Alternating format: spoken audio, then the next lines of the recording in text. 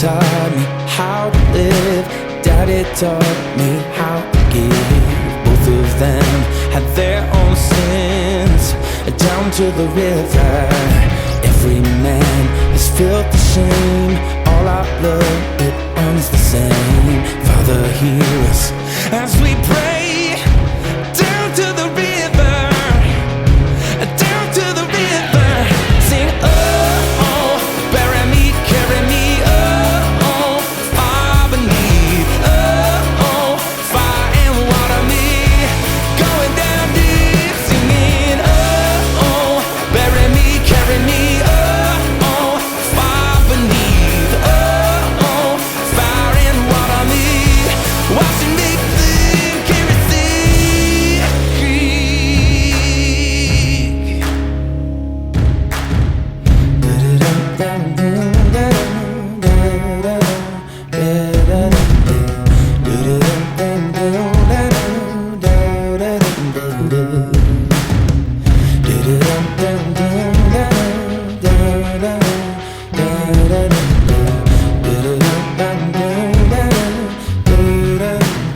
Welcome to the Cryptid Wilderness Research Podcast. I am CWR team member Daniel Becker up here in Anchorage, Alaska. And joining me, as always, my fellow host from Quincy, Washington, Matt Slater. Hello. Matt, how are things in Quincy, Washington? First, tell our viewers where Quincy, Washington is. I've been meaning to bring that up. Oh, yeah, sure. Quincy, Washington is basically dead center in this, just right in the center of Washington State. We're in the rain shadow of the Cascades, about 40 miles east of Wenatchee, and it's a plateau, kind of like a high desert, really, but there's a ton of farming around here. So how long would it take me to get to Seattle from there? From here, probably about 2.5 hours. Oh, About okay. 100 Well, that's not about that bad. 130 miles from Seattle. Oh, okay. Yeah, not that bad at all. Yeah. So tonight we got another Alaska researcher. So glad to have him on. I've met Robby Menzies in his shop. He is the owner and operator of the Bigfoot Art Gallery, which is located in Palmer, Alaska. Yeah. And we highly recommend that if you're in Palmer, that you stop by there. He's got a lot of great artwork and Bigfoot memorabilia, as well as guitars and some other things. And it is an art gallery, like I said. And he also does matting and framing, and he's got a great business out there that's important to that community. It is located at 1088 South Colony Way in Palmer, Alaska. And Palmer is about a 40-mile drive outside of Anchorage. So again, if you're in that area, definitely stop by and check out all the great stuff he has. So without further ado, let's bring in Robby Menzies. Hey guys. Hello, sir. Hey, Hello. how you doing? Good to see both of you. Great to have you on. Thank you for joining us. So in addition to operating the Bigfoot Art Gallery, you are also an artist. Yes, absolutely. And you've got some great artwork out there of Bigfoot. In fact, Matt, why don't you pull up that artwork real quick? Let's jump into that. Awesome. I love this work right here. I love it. You know what? I do too. I love the way that one turned out. That's actually when I drew that, I had in mind what Patty would look like. The Patty from the Patterson-Gimlin film would look like from the front. Of course, this is a man, a male, but anyway. But if you look at it, then after I said that, hopefully you'll see a resemblance there. But that's what that was. That was me just screwing around. I was kind of in a Patty phase back then. Late 90s, I believe that was. I think that was late 90s, early 2000s. So Yeah, it's really good. Oh, thank you. Yes. I've been drawing my whole life, pretty much ever since I can remember. Been really good, very good artist. Naturally, I could look at something and draw it. Whereas a lot of people, you grow up in elementary school and stuff, and kids would just you're in art class and the teacher would put a Coke bottle on the desk, and most kids just look at it one time and then draw a Coke bottle. And then I would look at the shadows, and I would start with the shadows. I was very detail oriented. So anyway, that's been my whole way of drawing things like this. This is kind of details, pretty good. I certainly do a lot of sketches and things before I do a final, but yeah, no, it's been a pleasure. I do enjoy the Bigfoot subject. I started doing that in about the early mid 90s. That's when I really started getting into actually drawing Bigfoot and wanting to reach out to eyewitnesses and basically draw forensically what they saw. Because I wanted to learn I want to know what they look like. I've never seen one. So, back then too, there wasn't a lot of people doing Bigfoot art. Very, very few professional illustrators ever drew Bigfoot. So there was a lot of crap. There was a lot of blurry, pictures and crappy drawings. And I'm talking in the birth of the internet in the early 90s and whatnot. Which kind of encouraged me to go out there and, gosh, this had no legitimacy to it. A part of the giggle factor to Bigfoot is the goofy drawings from the eyewitness, so I met Bobby Short. I don't know if you guys have ever heard of Bobby Short and her old website, which is still online, California Bigfoot Encounters. And she got me in touch with a few of the eyewitnesses that I felt were legitimate. And that's where I started drawing from eyewitnesses and kind of learning about their facial structure and their nose, and especially their nose. Just overall what they look like. I'm just curious. I'm super curious about the whole subject. So that's kind of how I've been attacking Bigfoot my whole career here in the Bigfoot world, and before too, as I was always into monsters. So this fit perfectly into my world. So, Bigfoot's like a real monster. So, holy cow, people are actually seeing this thing. What, So it was a process, though. I remember one of the trickiest thing I learned was the nose. Not a lot of eyewitnesses have seen a good look at the face. Most see him from the back. Some people see him from the side, see him at a distance. Very rare do you get a witness that sees the face up close. So when I got to talk to an eyewitness like that, it was like gold. And that's when it seemed like their noses were more humanish, I would say more Aborigine. That's a great term to use to help an eyewitness. Is it more like a gorilla's or more like say an Aborigine person? And 9 times out of 10, they'll say an Aborigine. Which is most helpful, but it as you can see with this drawing, it kind of completes the look. If I put an ape nose on this drawing, you'd almost think it's just a poor drawing of an ape or something, gorilla. But you add that nose, and all of a sudden, it's kind of whoa. Now we're talking some kind of hominid, some kind of caveman or something, which is more intriguing. It just gets me more interested in it. So, but yeah. So Another thing. I'm sorry, go ahead. Oh, no, go ahead. Yeah. Another thing I really like about this piece is that it captures what so many people who have had encounters always say, the no neck. It captures that really well. Right. And that's true. A lot of people say it looks like the head's just put on the shoulders.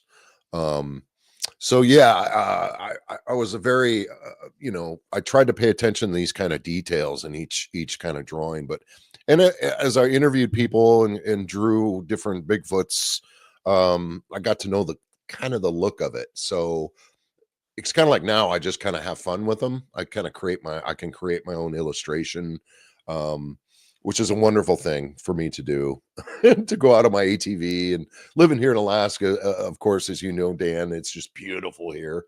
But there's some areas we go that are just beautifully, just squatchy. So they make perfect backgrounds. And sometimes that's what inspires me to draw a certain piece that I did or finished. But it's a good way to get out. I've always been a photographer too, as well as drawn. I've drawn since I can remember. But to combine the both of them to do Bigfoot is a lot of fun for me, and that's mainly why I do it that way.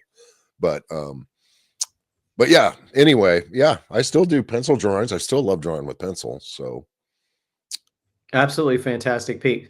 Fantastic piece. oh, thank you guys. Thank you. Matt, let's take a look at that next one. Tell Ah, us about this yes. one. I call this one the Fisherman. Um, I think I was listening to Coast with Art Bell. What kind of dates this thing? But I think they had an eyewitness and they were talking about Bigfoot. One of them was talking about a Bigfoot, looked like it was in a lake or something, and he thought it was fishing.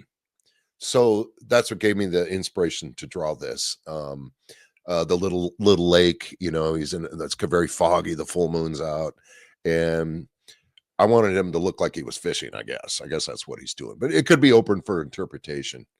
Who knows what he's really looking for? Maybe he's looking for gold, in Alaska. But yeah, so that's the Fisherman.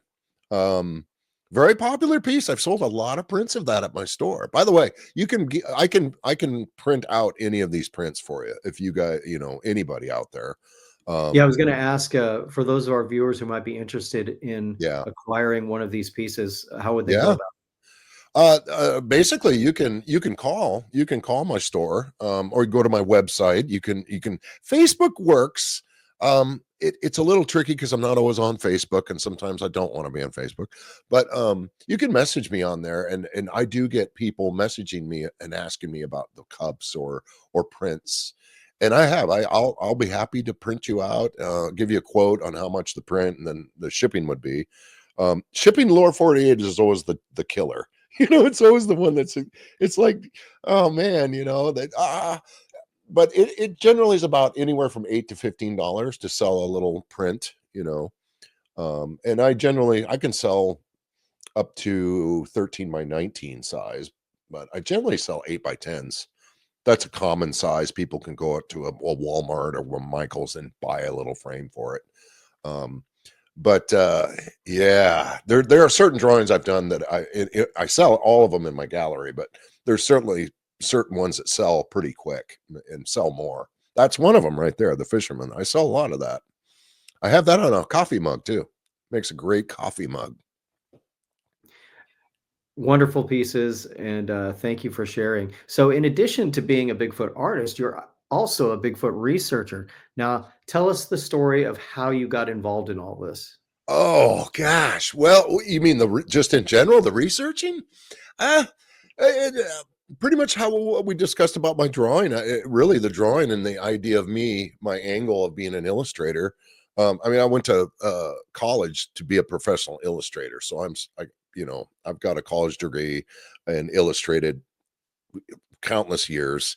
And did graphics. I've always been into 3D animation. Like we just discussed my job at the FAA, where I did 3D animation for the FAA, forensic work. But it's just starting off, just being interested with it. I mean, I grew up in the 70s, so we had documentaries back then. We all know In Search Of, that was classic. And here I was, okay, so I was born in 66. So, just tell you how old I am. I'm an old man. I'm ancient. But we were little kids when In Search Of would come on. And me and my brother, I have a 3-year-old, he's 3 years older than me.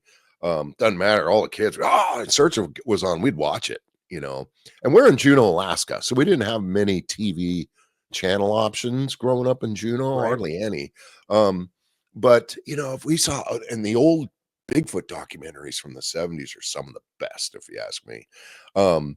But so, and I was always a very creative person. I loved monsters. I loved Hollywood movie monsters, King Kong, Sinbad, American Werewolf in London. I love the behind the scenes. I love the production, the makeup artist. And that's what I wanted to be. So a lot of my drawing was spent drawing monsters and dinosaurs and making them up in my head, not as well as drawing them from TV and whatnot. But I was very good. Even in elementary school, I should have known I was going to be an artist, because kids, I literally would have 3 or 4 kids, in a kind of a little line, and they all had a little book or something, and with a little drawing on the book, and they all wanted me to draw it for them. So it was stuff like that. It was very obvious that, okay, I can draw pretty good. And then the teachers would separate the kids. They would yell at me sometimes because all my friends, and they'd try to get me to do their drawing, homework. So that was a big no-no. But anyway, I had this monsters, and I just loved that whole thing, and Bigfoot was part of it. But in Alaska, we never thought Bigfoot was in Alaska.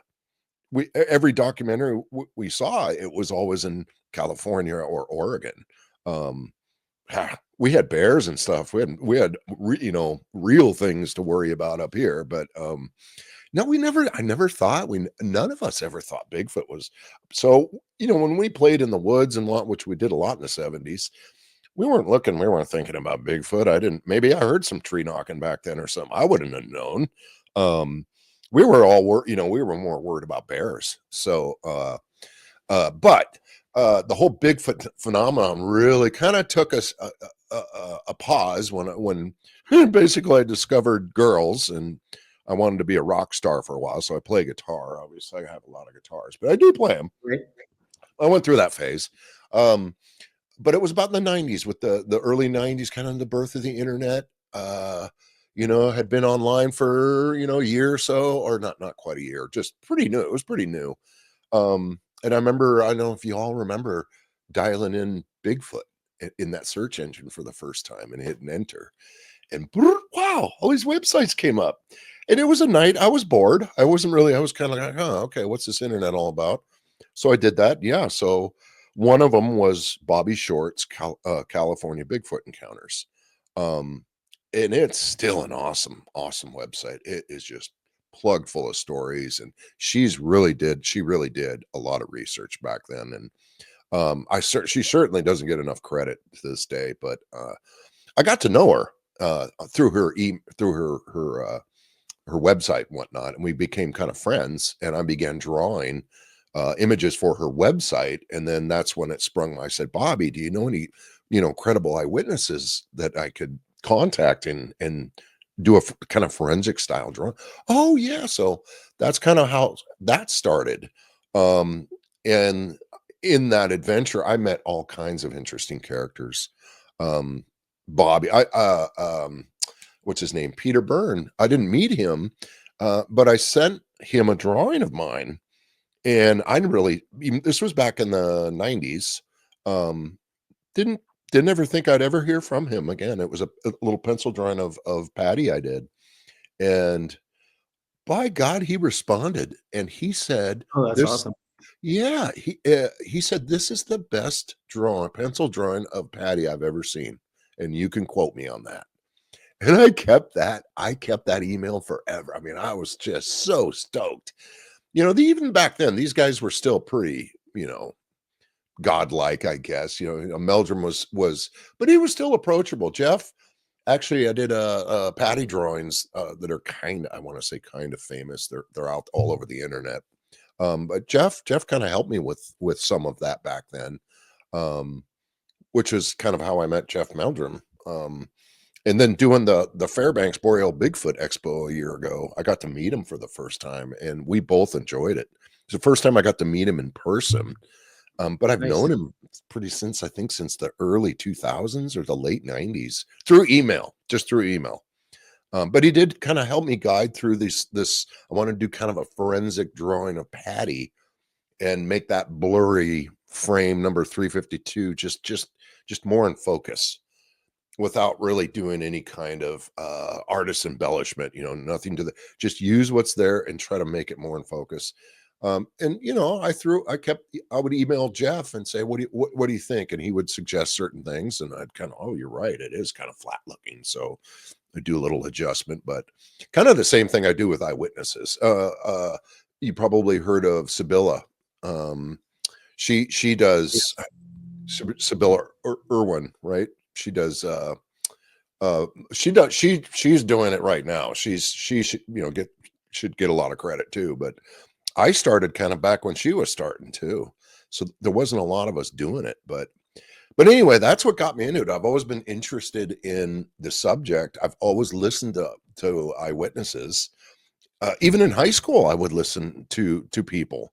I did hear a couple stories. We had that, I guess everybody growing up in some rural area, there's always some creepy place that stories come from. But we had a place in Juneau, it's still there, Montana Creek Road, where we used to go out and be teenagers, and you could drive out there about 8 miles, 6 miles out there. It followed a creek, and there's a gun range out there. You go past the gun range, and it comes to a dead end, and that's where we'd have the shenanigans.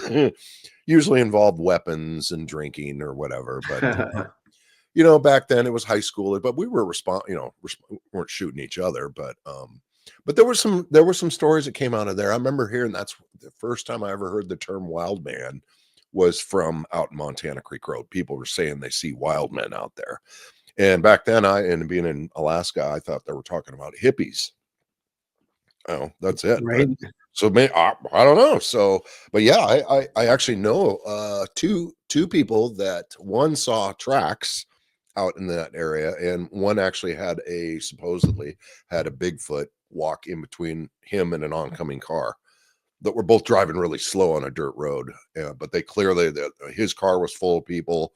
Their car was full of people. They were partying, this was high school. So they were, probably smoking weed and drinking. They were out at skaters cabin, but they all swear to God, this Bigfoot walked out of the woods and walked in between these two cars and just kept walking. So I've heard, and I've always been interested in it, whether it's true or not. It's fascinating. I'd like to think it's all true, but I've gotten a lot more skeptical over the years. But back then I was like a sponge. I'd love to hear stories from anybody. So, but that's where it all started, and drawing it and get to meet people. And I did a lot of work over the years on the side, though. I've always had a good paying job. I had kids, I had a family to take care of. So it's not like I could dedicate my whole life to Bigfoot. It was more like a hobby, an interest of mine. But in the 90s, my art, much what you've shown here, you can only imagine that. And now it's AI. Everybody can do really incredible artwork with AI by just typing things.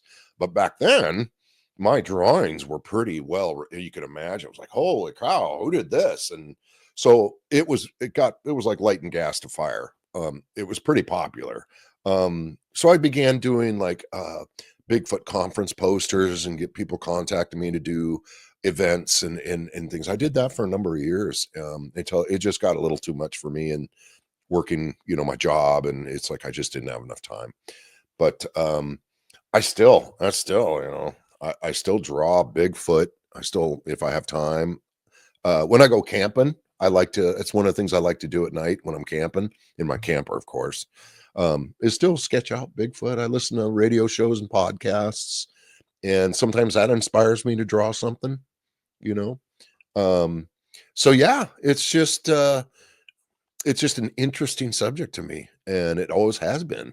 So I'm sure it has been to you guys too. It's just like all of us growing up, but like I said, I was into monsters too. I just love movie monsters and the makeup artists. I knew Rick Baker and Ray Harryhausen and these guys that were behind the scenes that did the real magic. I just love that stuff. But so that's kind of my background. It's my inspiration is kind of that end. So Bigfoot fits in perfectly, actually. All the cryptids do, but Bigfoot's the one that gets my attention most, I think. I'm most curious about that. So there you go. I hope I answered the question, just didn't babble on for an hour. No, it's great. So tell us about the Bigfoot research area that you and your partners call Area A. Area A is a very interesting place. Located 35 miles outside of Seward by boat. You got to have a boat or a float plane to get there. There's no roads or anything like that. It's in a big cove, it's just gorgeous, and it looks a lot like Southeast, like Juneau, where I'm from. It's a rainforest. So the trees are older, or it just, there's islands, there's coves. So I had a little Bigfoot, what do you call it? A lecture, I guess, at the what do you call it? The ox farm out at the Matanuska Valley. I was doing a Bigfoot lecture, and I think it was Rob Alley got a hold of me. I don't know if you guys know Dr. Rob Alley. I've known Rob for quite a while. He grew up in Ketchikan, really, with my brother and family. But anyway, he got me in touch with this gentleman named Scott, who bought this remote cabin property and is having activity. And to Rob, it sounded very legitimate. And so he found out I was doing this lecture, so he told the owner, Scott, about it. So that's where I met Scott, was at the Matanuska, the muskox farm out in the Matsu Valley. It was a great, it was an awesome, the place was packed. I couldn't believe it. And I was only supposed to talk for an hour, but it went like an hour and 20 minutes, and I was just getting started. That's kind of how I am. But anyway, that's where I met Scott, and he presented his story and audio. He gave me some audio files to listen to, which were amazing. I couldn't believe it. I couldn't believe the stories he was telling me. So that summer, he invited me out there, and he told me, he would tell me, Robby, you're gonna hear it. He was convinced. I mean, he's like, it's a zoo out there. He says, this was all coming from him. And, he has recordings that you'd swear to God, they're part of Ron Moorhead's. The howling, the screaming, and of course the baby crying sounds coming from the area A. All kinds of stuff. He was already doing it. He was already doing trail cams and trying all kinds of things when I met him. And this is a guy who was skeptical as hell. He never believed in Bigfoot. He would never watch the documentary. He would have told you you're crazy. You are freaking crazy if you believe in Bigfoot. He was, he's a pilot. He was a professional pilot, captain in the Air Force. He flew helicopter. Just great guy, great sense. Anyway, we have so much fun with him, but he's very serious. I mean, he wouldn't screw around with that sort of thing. Never believed it until he bought that property and began having activity, but he didn't know what it was. When this thing started screaming at them the first time, they weren't thinking Bigfoot, but they didn't know what it was. And it came around the cove, came to them, screaming at them, and scared them to the point where they both got in the little Zodiac and rode back out to his boat and kind of got themselves back together. And it was these stories, of course, it intrigued me. Here we are. We've all heard of this kind of people either buying property or buying an old house, and these things are already there. And the people move in and they find out, and it's not pleasant. So it's pretty much what happened with Scott. These things were obviously, I think, in my opinion, were already there. And he bought the property and began building the cabin, and these things were harassing him. And they were all the tactics that we've all heard of on all the documentaries. And this guy was playing this audio clips, and he was telling me things that I've heard pretty much my whole Bigfoot career. We've all heard the stories of the tree knocks, the whistling, everything. And he had it, and then the rocks throwing, that's what switched it for him, was when they saw rocks being thrown for the first time. What throws rocks? Right. And you got to keep in mind too, when we're out there, when Scotty's out there, that's it. Unless there's another boat in the cove, there's nobody there. There's no trail that people can hike from Seward to. No, you got to have a boat to get there. There's no light pollution or sound pollution. It's dead quiet. It's beautiful out there. So yeah, it's been an adventure. I heard my first tree knocks out there the very first night I went out there. And I was so excited. I was so excited to go out there. Like I said, we've all heard about this habituation thing or people, and Scotty was so convinced that I would experience it. He says, Robby, it's like a freaking zoo out there. I'm like, okay, no, I'm pretty skeptical, but so I'm looking forward to this. So I went out there, and the first night I heard my first two pretty epic tree knocks. Probably maybe a little more than 100 feet from me in the tree line. Two, but I was the only one up. I wanted to stay up, and it was my first time ever out at this cabin. And Scotty and Lou went to bed, and they're in the cabin, which was about 100 feet to my left. I'd been out listening for about an hour and a half, and I heard nothing. I had heard nothing. And I kept thinking, of course, this is me. This is my bad luck. All these recordings and everybody that's gone out there and helped them work on this cabin has heard it, has heard something or had some kind of an experience. And I was not hearing a thing. There was nothing. And I'm like, of course. And so I ended up down on the beach, which is all rocks. And Scotty had gave me his night vision camera, to use. And I've never used one of those. So I was loving that. That thing is, you guys have probably used those, I'm sure. But at that point, I've never used one. So I was like, wow, this is really cool. And I wasn't talking out loud. I was very quiet. I had my nice Canon SLR, which is awesome. I love this camera. I had it around my neck. So I'm ready. I'm like, bring it on. I want to hear something. Come on. Nothing. Of course, this is my luck. So I end up on the beach. I'm standing on this big boulder. Now my back is to the cove, the water. My back is to the water. I'm looking up into the forest, about where we call it the upper fire pit. There's a fire pit up there. You got to walk around a trail and go up there. And I'm just sitting there, and I look at my watch, and it's 12:30. And I thought, yeah, I should probably go to bed. And it wasn't maybe a minute after I thought that. It was like the biggest dude took a piece of firewood or a little log, and just whacked a tree right in front of me, about where the fire pit was. And I couldn't see it because it's maybe 15 feet into the tree line. And it was kind of, it was June in Alaska. So it was kind of dark, but kind of light. I mean, I could see the forest, but I couldn't see 15 feet into the forest. But whack. And it was so loud. It startled me. And before I could even take a breath, whack, it did it again. And the second time it did it, the fear came, and I did not expect this at all. I thought, I had to bring it on. I want to hear something. The fear that came over me, that second whack, because I think it was intentional at that point. That was intentional. It was not a tree falling twice. It wasn't an animal. It wasn't any of my buddy. There's only two other guys out there, but they're in the cabin. That was something. I know what I heard, but it doesn't make your mind. You're trying to process this, but it hit it hard. It like I said, it had like the biggest dude whacking a tree. But the fear comes over me, and I look.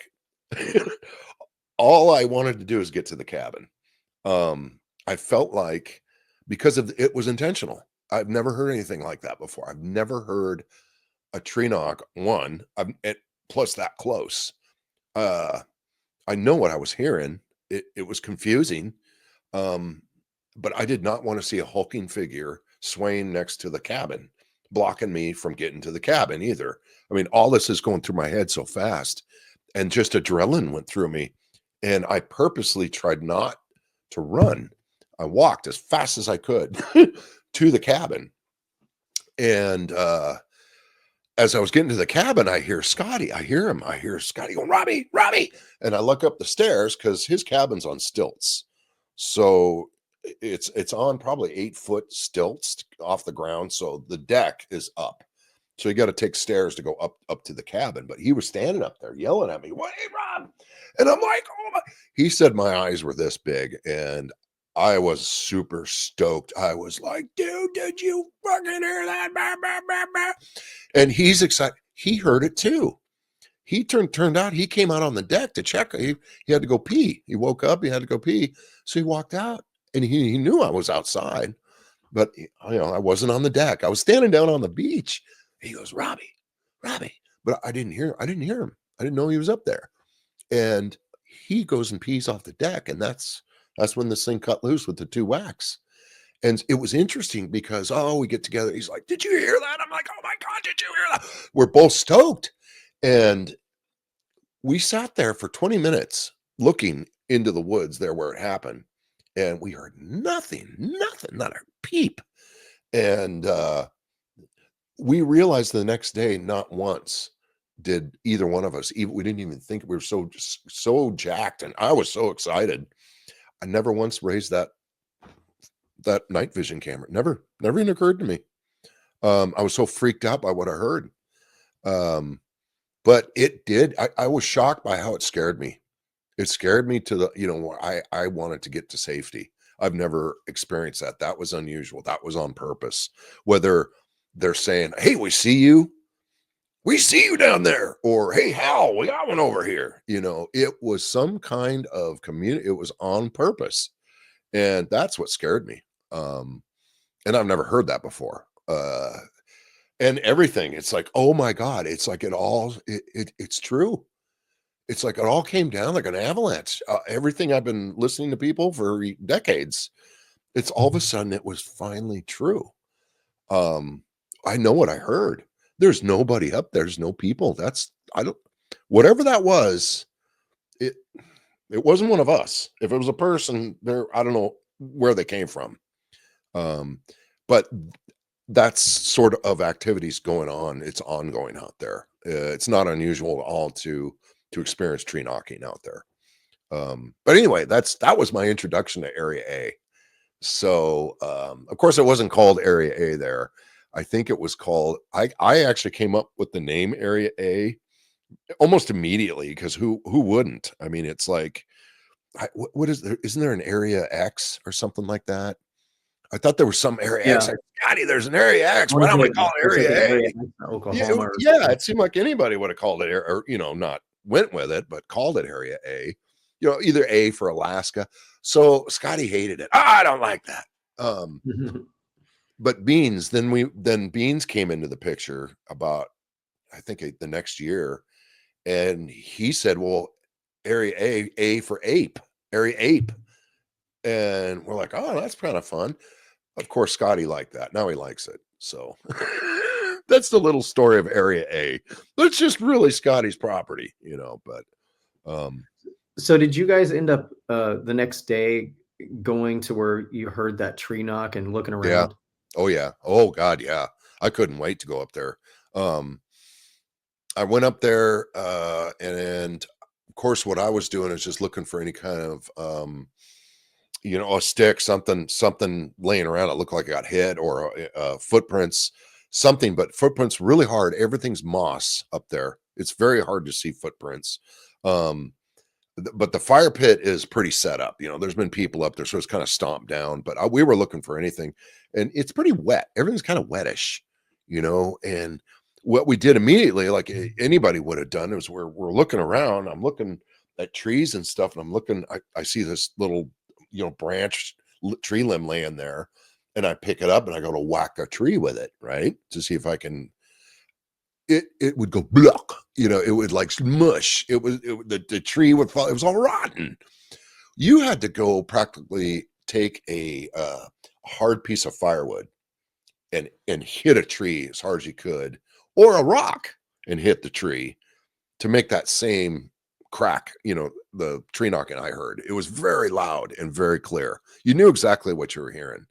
Now I've heard people say that it's their mouth, popping. Their chest, some people can go with their chest. I've heard that. It's interesting because I often wonder if that's what they're doing too, because so many times we've heard their tree knock. It sounds very unique. It's like it's a very distinctive knock. And it's usually the one we get when we leave the recorder out all night and we record. We got a tree that's about 800 feet behind the cabin. But it's like a very distinctive knock. And I started wondering, maybe it is. Maybe that's something they're doing, that's why it sounds that way. Like a hollow baseball bat. That's what we call it, the hollow baseball sound.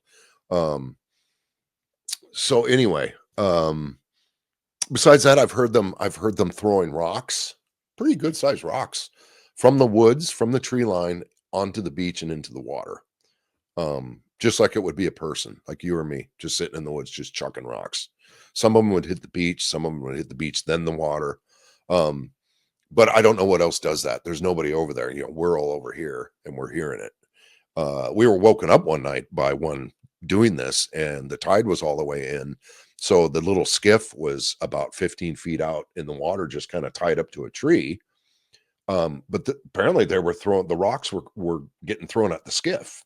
They didn't hit it. They were throwing at it. And two of the eyewitnesses, two of the people that were there at the cabin at that, I was sleeping. I finally fell asleep. And next thing I know, I'm getting woken up. Yeah, they're throwing rocks and throwing rocks. And there were 7 of us that time. We all went out on the deck and they stopped doing it. And so I didn't get to hear them do it at the moment, but I heard the recordings and you could hear it. And somewhere Scotty's got those recordings and you can hear us kind of talking about it, but they would throw it before that. Scott and I think I could forget who the other guy was with him, but they ran out there and actually saw 2 rocks getting thrown. And then they came running in to get us. We all ran out there on the deck and they stopped doing it. But as soon as we went to bed, about 10 minutes after we went to bed, they started doing it again. So that's something I've heard that's, I don't want to say common, but I've heard that twice in about 4.5 years that I've been going out there. So I heard a whoop. I heard a clear as day over a conversation me and another gentleman were having, walking down a trail right behind the main cabin, talking blah blah blah blah, and we hear this whoop. It sounded just like that. I mean, it was stupid. I'm like, but we both just stopped because we couldn't tell where it was coming from, but we both clearly heard it. And Scotty was on the cabin. He was working on the deck, and he knew we were coming. He heard us coming down the trail, and he heard it.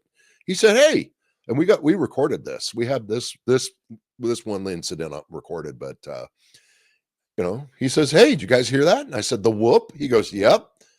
And I said, "Was that you?" He goes, "Nope." And so he says it sounded like it came from across the cove. But to me, I couldn't, it just sounded like it was, I didn't know where it sounded. I was talking, but anyway, it's been really interesting. I've not seen anything yet though. Not seen anything there. So that's what I hope I get to see something. But anyway, that's kind of the area A in a nutshell. I'll be out there this summer for sure. I try to go out there every summer. I went out there once last summer. Yeah, it was just too busy, but I'm hoping this summer I'll get out there a little more. I'd like to get Beans and get Chook out there too. But oh yeah, definitely. Yeah, you guys would love, I mean, Bigfoot or not out there, it's gorgeous. It's absolutely the fishing. There's whales that come in the cove, sea lions, seals, everything. It's just gorgeous. But on top of that, you got this activity going on, and it's going on. One summer we thought they left. It was so quiet out there. We started throwing out all kinds of crazy ideas. Are they migrating? Was it with, Scotty built his cabin, then he built a dock, and we thought maybe it was the dock. Maybe when we started building the dock, they just said, "That's it. We're out of here. We're moving 2 valleys over." But there were a few people that did hear tree knocks and thought they heard some calls. So just enough to keep it alive a little bit. But I had a couple things I heard, but it was very few and far between. But the summer after that, it was crazy again. It was back to being crazy. People experiencing these things, throwing rocks at the cabin. We think that they slapped the cabin with their hands. I think Beans, did he tell you about the handprint that we found on the cabin? I don't know if he told you that. I don't remember. Matt, do you remember if he told us about that? I don't think he did. Oh, well, we did. We found an unusual handprint that was, I could reach up and put my hand where it was on the back of the cabin, but I have to admit the thumb placement was a little strange on it. But you could also see the dermal ridges, and like ours are circular. I noticed on the thumb, you could see the thumb pretty good. I could see it. The fingers were a little iffy. You couldn't really see a lot of detail. You could tell they're fingers, but the thumb, you could see what to me they look like, but they were going straight. They weren't circular like ours. They were going straight across, which was a little unusual. And I didn't know if that was maybe somebody's wearing a glove. You know, I always thought it was Scott. Scott was up there on a ladder or something doing something. He just forgot he did it. But Beans took a DNA. I mean, he's the ex-police officer, so he took a DNA kit and he swabbed it, and we have sent that DNA to Doug Hychek, who is working on the next. Oh, excellent. Yeah, When Legend Meets Science 2 is what he's working on. So we don't know. We haven't heard a thing since we sent it off. So I don't know. I don't know what'll happen. But I don't know if Bean I didn't see, did Beans talk about Area A much, or because we've been out there together. God, me and Beans have been out there at least 4 or 5 times together, at least. But it's always fun. He's a fun guy to go out with. So, but yeah, so that will probably continue. I'll probably continue doing that when I have time, going out there. So That sounds like a fantastic area, and I'm looking forward to hearing what you guys can come up with in future visits. Now, you also have an area that's not far outside of Anchorage that you frequent, and yeah. let's talk about the shoes. I like the shoes story. Matt, do you have the picture of the shoes by any chance? Yeah, let me get the slideshow up here. Oh, there's the see if toy. There's the little toy I found. let's get the shoes here. Bears. Oh, there's the shoes. There they are. You guys, I still can't believe I found them. Tell us about these shoes. It's an interesting story. Thing. So I like he was saying, like you were saying, Daniel, I go down right down here behind me. We have a beautiful trail system. There's a state park called Barber Falls. It's a waterfall. It's beautiful. I drive my little side-by-side down to the trailhead. Usually take my dog Banjo with me. I could walk down there to it, but I'm lazy. So I drive my little 4x4 down there, and I get out, and you can hike. You can follow Highland Creek, which is a beautiful creek that goes down. It comes, you got the waterfalls, Barber Falls, and then you got Highland Creek washing all the way down, and it goes down to Eagle River. And Eagle River is a pretty major river, and the trail goes down. You got to cross the creek. You got to cross Highland Creek to get to Eagle River. And at this point in the summer, I had a friend who had 3 little kids, 2 boys and 1 girl. And I wanted to take them down to Eagle River and do a little fishing and show them, because it's an awesome spot. It's like my favorite place to go in the summer, just to get away. But so I'm taking them down. Now we're talking, these are little kids. I think the oldest boy, I think he was 9 years old at the time. So as you can tell, these are boy shoes. Now these are his favorite shoes, right? And anyway, so we get down to the creek where we have to cross the creek. And last summer we had a lot of raining, and all of a sudden this little creek that I could easily wade through was now raging. It was absolutely raging. And I was almost up to my knees in it when I walked out into it. And, I gave it a little test, and the mom and the 3 kids stood on the side of the creek as I kind of walked across to test it. And I was like, I don't think these are little kids. I don't think so. This is too much for them. Well, here comes the little boy, little 9-year-old boy comes out, and he thinks he can do it. And so I'm okay. So I grab him, I'm holding him, and he's doing fine. We're doing okay. But all of a sudden he loses a shoe. It's raging. It's more like a little river right now. And one of his little shoes goes off, and it goes down the creek, and it goes around the bend and disappears. I even gave chase. I ran after, thinking maybe I can catch up to it, because it was floating like a little boat. And I'm like, oh man. And their mom's like, oh, why'd you do that? Oh no. So as I'm turning around, apparently he loses his other shoe, and his other shoe goes down the creek, right? Now keep in mind that it is raging. These tennis shoes floated like little boats. They just took off. They're gone. And here's this poor kid, lost his favorite shoes. I got him back across the creek. And oh gosh, so this poor kid had to walk all the way back through through the trail, up through the trail system, through Barber Falls, with nothing more than his socks. And I felt terrible. I'm like, oh my God, it's the first time I've taken Danny and her kids somewhere. And they ended up, the oldest boy loses his shoes. So, wrote that off as, oh man, what, God, I felt so bad. But I would continue to go down this trail on my days off. I go down, take my buddy, my dog Banjo, at least once a weekend, maybe twice, once a day. If the weather was good, I would go down there. So it had been about a month since we lost those shoes, and I'd been going down there. I'd been down there about 5 times, fishing, mainly fishing and taking pictures and exploring and just looking for bear prints. Exploring. I like to just kind of beachcomb, so to speak, and just look for cool stuff. And then I fish, and Banjo plays in the water. Anyway, it was a kind of a rainy day. It had been raining for a while. It was my day off. Banjo was being really a pain in the butt. He wanted to go hiking. So I said, okay, let's go. We'll go just down to the creek. We won't cross the creek. We'll just go down the creek. So we hiked down there, and we get down there, and it's like kind of rainy, and the creek is still raging. And I walk over to the area that Danny and her 3 kids were standing, and where we crossed the creek. And now this had been a month. A month has gone by since we lost those shoes. At that point, they weren't really even in my mind. I turn around and I look behind me about 6 feet into the woods, and there's one of the shoes sitting in the woods, completely soaked, as it should be, full of water. Like when I picked it up, I had to pour the water out of the shoe.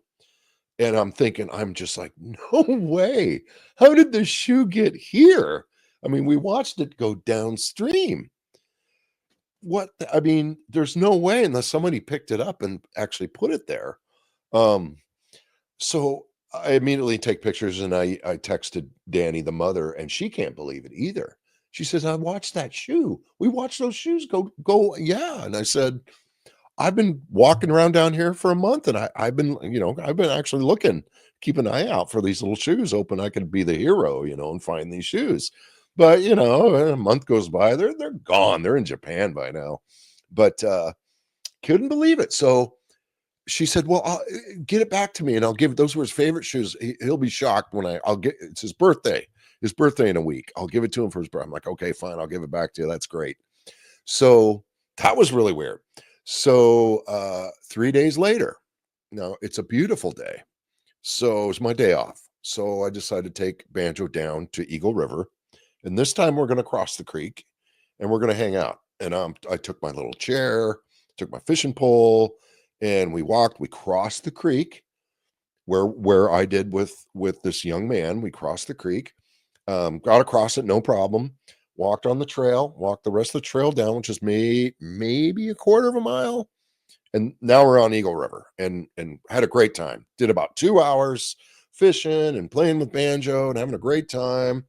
And okay, Banjo, let's go home. It's time to go home now. So we start hiking back, and we get to almost to where we're at that creek. And I see on the trail, clearly I see it from 50 feet away.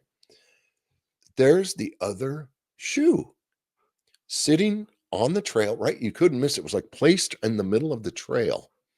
And I saw it, and of course, I'm like, you've got to be kidding me. No way. I'm ecstatic. I'm like, no way. Oh man, this is almost ran up to it. Banjo goes up to it. He's sniffing it. I just couldn't believe it. I'm like, how would it wasn't there when I walked that same trail. It was not there, not an hour and a half prior. And now it's there. So of course, common sense, it could be a fisherman maybe found it and just placed it on the trail, hoping maybe somebody who owns it will find it. I've thought about that, of course, but it was very unusual. So I bent over to pick it up, and I grab it, and immediately notice it's completely dry. And everything, it had been raining up until that point. It was a nice sunny day, but everything, like the foliage was still wet. The mud was still muddy. But here's this shoe, and it's completely dry, like it had been indoors or something. and I thought that was unusual. But anyway, I found the shoe. I'd crossed the creek, so I found one of the both these shoes went down the creek, went away. So I found one on the other side of the creek where we crossed, completely wet, and I found the other one on the other side of the creek, right in the middle of a trail, completely dry. So I thought that was a little unusual. It's unusual that I found them both within a 3-day span, and the proximity where they were. It just seemed really unusual. Of course, the only thing I can think of is it had to be fishermen. So, and maybe it was, but I did get them back. And I've had a few other little things. It was the next weekend is when I found that little stuffed animal that you showed there, that little mermaid toy. I found that on the trail. The next weekend I went hiking. That one, yeah. So that's sitting right on the middle of the trail. And I'm like, what the hell's going on here? And so I'm like, hey, I'm just being silly, but I said, hey, thanks, guys. This is pretty cool. And I put it in my back pocket. And I keep it. It's like my lucky charm. I mean, sure, it could be a kid's. Kids could have dropped out of, but I've never, it's just weird. And then this little incident that just happened on Monday was bizarre. And that was with the tree falling and hearing the whistling. Yes. In fact, Matt, let's pull up that video and why don't you give us an intro before we hit the video and tell us what's happening here. Okay. Yeah, I found it. Got it on here. But you kind of got to, I mean, I don't know how long it is, but you can hear the whistle. I started hearing this whistling after we started continuing up the trail. And honestly, I was getting a little nervous because I started thinking, is this a moose? Is this a bull moose all pissed off, or a bear? What? Or is it just the wind? It was blowing a little bit. I didn't think it was blowing hard enough to blow a tree down, but maybe it was just a rotten tree and it blew it down. But it got me a little unnerved. And I started actually walking, okay, we're leaving, kind of thing. But I was videotaping. And it's like I hear this like a cat screeching or a kid or something. And I kind of stop, and you'll hear me do it. And when I stop and start going, oh, I hear something, it sounds like whistling or something. That's when you can start hearing it. And I've listened to it a few times, and it seems like, and I don't whistle really well. You can hear me kind of, that's exactly what it sounds. It sounds like a person who can't whistle very well. But anyway, you can play it and see what I'm talking about. What is that, Banjo? Well, guys, this was kind of weird. I'm standing here. We're taking a break, going on the final stretch, going home. And Banjo starts kind of staring off into the woods over here, like intently staring off in the woods. I don't hear anything. And all of a sudden, a tree gets shoved over. And as you can see, Banjo still, it just happened. So we're going to walk around this way, and hopefully it was just because the wind's blowing. Of course, you look around here, there's all kinds of trees that have fallen over. That was kind of weird. Me being skeptical. It's not a big moose or something. What do you think, Banjo? Huh? What do you think, Banjo? Come on down.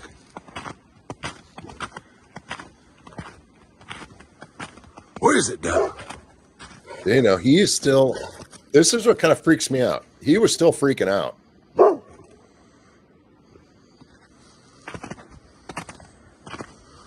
We're just walking through. I'm just walking through here. It's like that tree right over there. It's like 40 feet in the woods there is where I saw it. I just saw the tree just come down. It's like it was blown over, pushed.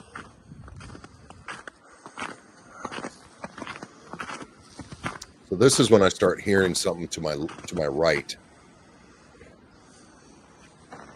And Banjo's still on edge.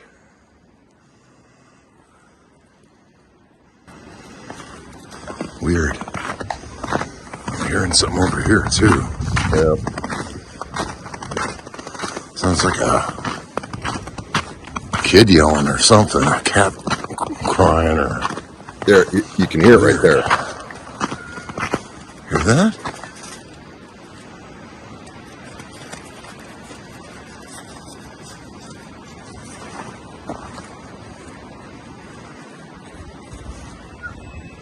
Here. You hear that? It's like whistling.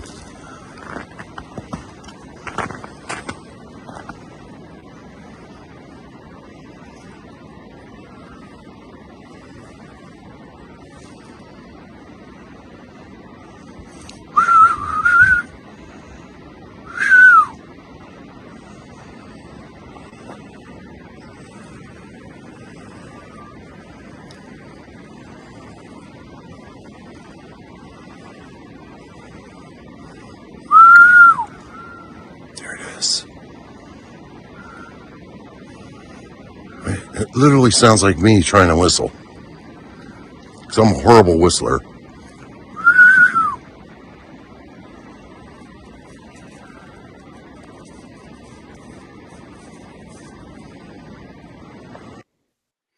Yeah. You hear that on, I can hear it, but I don't know if you guys can hear it real clear, but it was odd because I listened to it, and when I first heard it, like I said, it sounds like a cat or something meowing, and then it seemed to, I don't want to say it changed it, but it seemed to go to the whistle then, and then when I started whistling, the one time you hear me whistle, you can hear me whistle, and you hear it, whatever it is, whistle, right? It sounds like an echo. But it sounds just like it.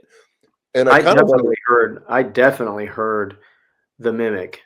yeah, it sounded like, and I don't want to make stuff up or be weird but it sounded like it. I heard something when I first heard it. It was different than the last thing I heard. Like it heard me whistling and was mimicking me then. Because I heard something, and then it did kind of sound bird-like or something. And then when I started whistling like I do, it's mostly blowing air. It's like that's what got returned. It's just interesting to me. It was a little freaky. The tree coming down was a little unnerving. But like I said, it could be just okay. The wind was blowing. It was just a rotten tree. It was its time anyway. It would have fallen whether I was there or not. But Banjo was sensing something before the tree fell. That's what was weird. Yeah, the dog's reaction to Yeah. something being present. And I know there's bears and I know there's moose. I see more moose than bear. I see a lot of bear tracks, but I know it's a possibility that it's something I don't want to be around, or I just need to get away from this. I don't know what happened, but let me get out of here. But it was interesting to hear that. I don't know. I don't know. I don't know if I'm just hearing things. Did I hear some porcupine doing that? I don't know. But it was odd. It was odd. But with all that, the shoes and then me finding the toy, what I didn't say is before all this, earlier on in the summer, I did find what looked like prints. And I was off trail. I was fishing, and I was trying to get over to this cool looking hole that I could see from another trail. So I had to walk through the creek and go around and trailblaze over to this little area to get to it.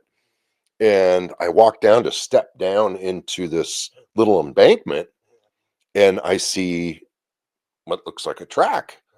And I'm like, I'm like usual. I'm like, no frickin' way. And then I step down there, and almost like right where I would have stepped is another one. And then there's another one. I think it was the last one that's the best one. Or actually, it looks like a foot. But I remember being intrigued by it. I told Beans and Chook about it, but I didn't post anything or anything. But I rarely do that. But it was kind of, it made me think. It was that kind of familiar, the shape, the muddy. It was bigger than my foot, had a pretty good heel. The last foot I could kind of see where toes would be. And then it would have would be into Highland Creek. and then I couldn't see prints coming out on the bank, so maybe it kept going up the creek. I don't know. But that was intriguing, and that happened. Then it was the tennis shoe, and the other time I found a pair of men's underwear in the woods, and I think I sent you that picture in a jar. That's what it was, a mason jar lid with the cigarette next to it. So that was another unusual thing I found. I think that was a bear. I think a bear. Yeah, I think a bear got into somebody's garbage and dragged it out onto the trail. But yeah, there's some of the bones. I found that, I think, down in Eagle River. I'm sure it's a moose bone. But I look for tracks, both Bigfoot and bears. You see moose tracks everywhere. It gets kind of boring, but I love finding bear tracks. They're all over down in this area where I go fishing. I go down there, and I go down with my black lab, and I'm armed. When I go down, I talk really loud. I sing. Yeah, I love finding these things, though. I like to know what's going on around me, and it seems to be certain areas where the bears go. It's almost like they have a trail. Once a week, I can visit these areas, and almost guaranteed I'll find new prints. But there's all kind of sizes. I find small, medium, and large.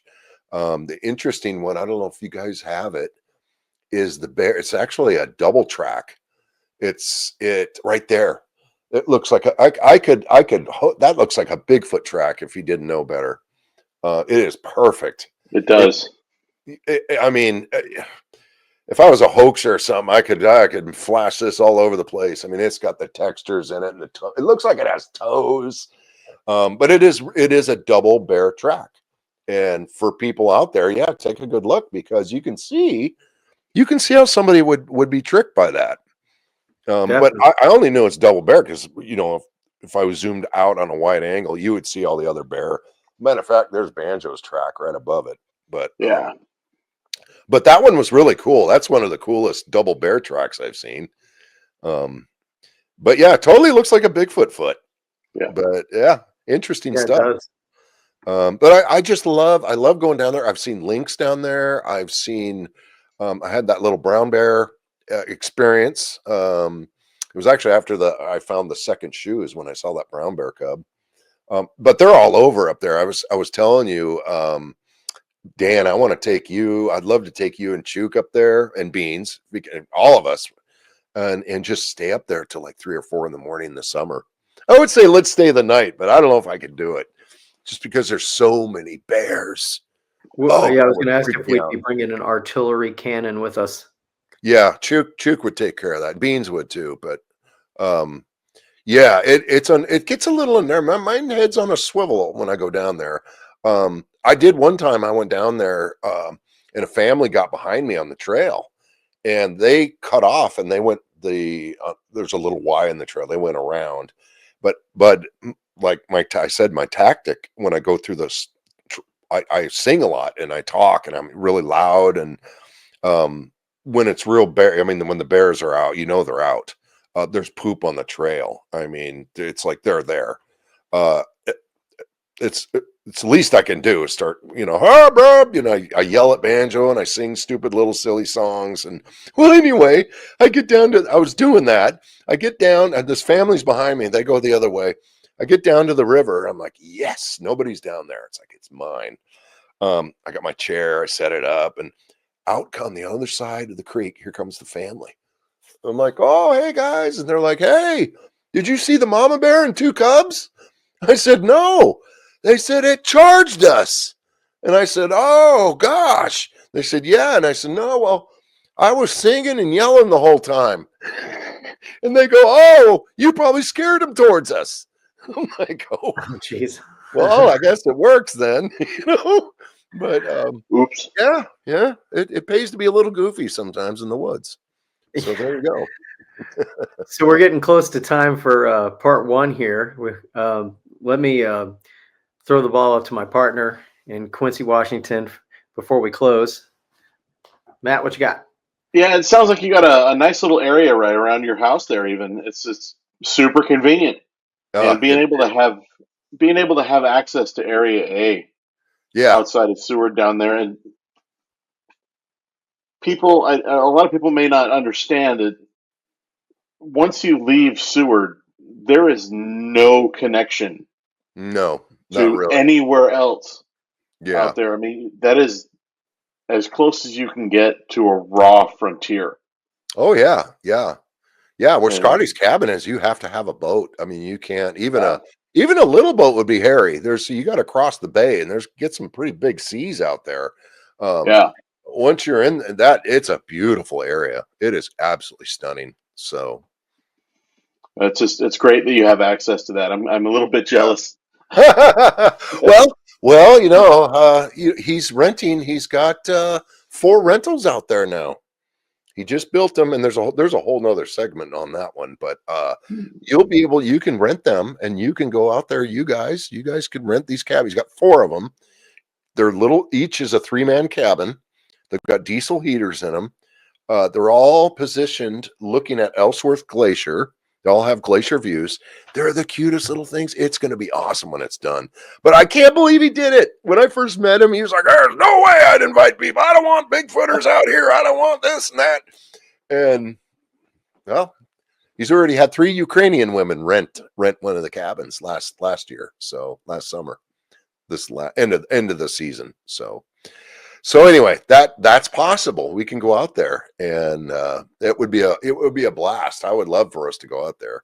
That would be cool. So maybe I can get Daniel and Chuk, because you guys have these podcasts. You know, I don't have a podcast. I got a gallery. That's a handful in itself, but that would be a great episode. That'd be a great thing to do. So we'll talk about that. That would be awesome. Definitely. Sure. Robby Menzies, thank you so much for being with us Hey, tonight. thanks you guys for having me on. It was my pleasure. It was great to be on your show. And if you're interested, to our viewers, if you're interested in checking out some of his artwork, you can go to bigfootartgallery.com. You can find Robroy Menzies also the Bigfoot Art Gallery on Facebook. Yep. And highly encourage you, if you are in the Palmer, Alaska area, to check out his shop. It's in addition to the artwork, my favorite thing in the shop is the audio, Bigfoot audio from Area A. Yeah, all that is from you can actually hear the audio recordings from that area. I think that's awesome. And as heard by Ron Moorhead too. He heard him. He got very excited when he heard him. So there you go. I'll throw that out there. Thanks again, Robroy, and we're looking forward to part 2 and covering some of the ground we weren't able to get to tonight. But thank you for joining us. Thanks, both you guys. Have a good one. So for myself, Daniel Becker in Anchorage, Alaska, for my fellow host Matt Slater out in Quincy, Washington, and for Robroy Menzies out in Palmer, Alaska, thank you for joining us, and we'll see you next time.